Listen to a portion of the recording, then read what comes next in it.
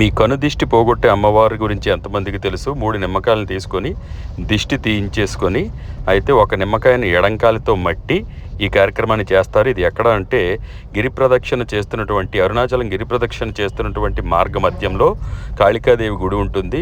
మన కంటికి కనపడని నెగిటివ్ ఎనర్జీ మన పనులకు ఆటంకంగా నిలుస్తుంది, అనారోగ్యాలకు కారణమవుతుంది. అటువంటి అన్నిటినీ కూడా తీసేసేటువంటి శక్తి ఇక్కడ ఉంది అని చెప్తూ ఉంటారు. అయితే అరుణాచలం వెళ్ళి గిరి ప్రదక్షిణ చేసిన వాళ్ళకి ఇది అనుభవం ఉంటుంది.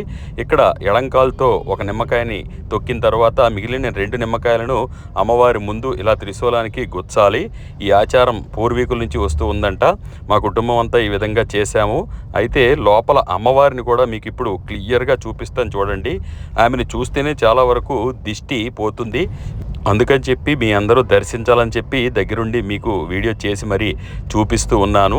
నమ్మడం నమ్మకపోవడం అనేది మన నమ్మకం మీద ఆధారపడి ఉంటుంది. చూడండి, మరొకసారి అమ్మవారిని మాత్రం దర్శించుకొని నమస్కారం చేసుకోండి.